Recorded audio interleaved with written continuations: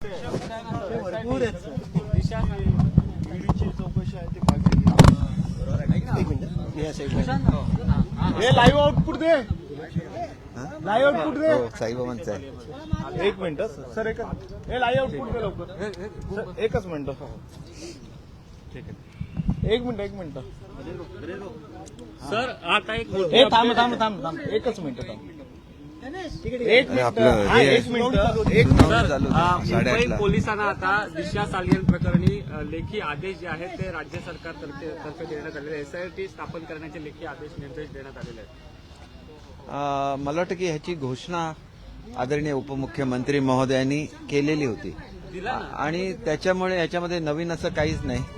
ज्याला एखाद्या प्रकरणामध्ये एखाद्या महिलेला न्याय मिळावा अशी अपेक्षा असते, त्याला चौकशी होते आणि ज्यांच्यावर आरोप केले जातात त्यांना सुद्धा ही संधी असते की आपण अशा प्रकरणामध्ये आपला काहीही संबंध नाही हे सुद्धा सिद्ध करण्याची संधी असते.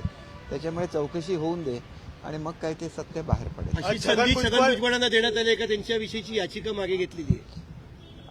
हे बघा, ह्याच्याबद्दल मला काही माहिती नाही, परंतु ज्या वेळेला एखाद्या प्रकरणामध्ये काही पुरावे मिळत नाहीत त्यावेळेला याचिका मागे घेतली तर तो तपासाचा भाग आहे, त्याच्यावर मी काही कॉमेंट साहेब मात्र 1.5 वर्ष जर जेलमध्ये राहून येत असतील तर आता पुरावे मिळत नाहीत का, असं होतं का?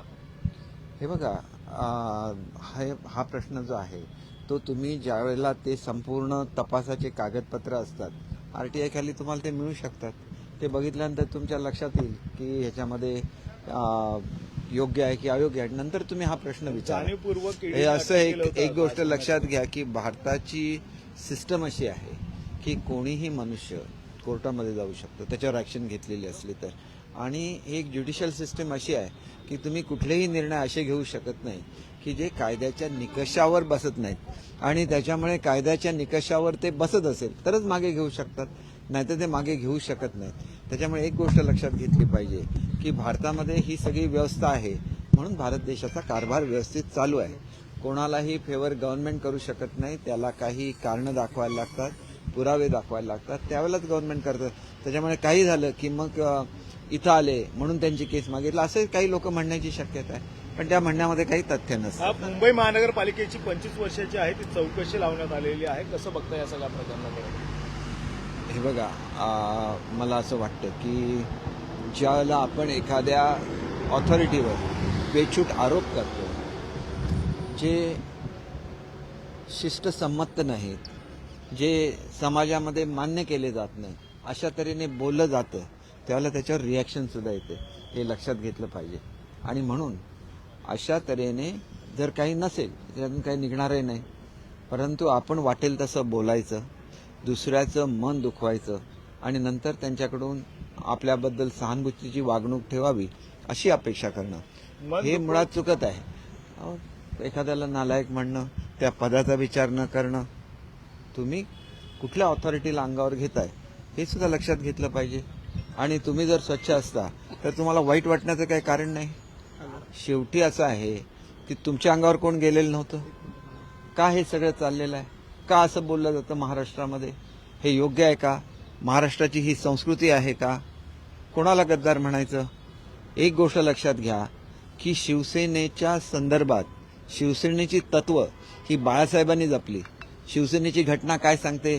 आम्ही हिंदू कल्चर ह्याच्यासाठी प्रयत्न करू की हिंदू कल्चरच्या रक्षणासाठी आम्ही कॉमन सिव्हिल कोडचं आम्ही हे करू, हे घटनेमध्ये लिहिलेलं आहे. आणि तिथं ज्यावेळेला कॉमन मिनिमम प्रोग्राम साईन केला गेला त्यावेळेला ह्या सगळ्या तत्वांना तिलांजली देण्यात आली. हे सर्वसामान्य शिवसैनिकाला समजणार आहे कधी? हे शेवटी असं आहे की हे शिवसैनिकापर्यंत कधी पोहोचतच नाही, त्याच्यापर्यंत फक्त सहानुभूतीचं हे कळतं. काँग्रेसने कशा तऱ्हेची ट्रीटमेंट दिली महाराष्ट्रामध्ये? राष्ट्रपती राजवट आली का? तर काँग्रेसने वेळेमध्ये पत्र नाही दिलं शिवसेनेला. का नाही दिलं? तर तुमचं हिंदुत्व आम्हाला मान्य नाही म्हणून, आणि हिंदुत्व सोडलं नाही म्हणून अजूनही तुम्ही सांगता. मग का कॉमन मिनिमम प्रोग्राम साईन केला? उत्तर दिलं पाहिजे ना जनतेला.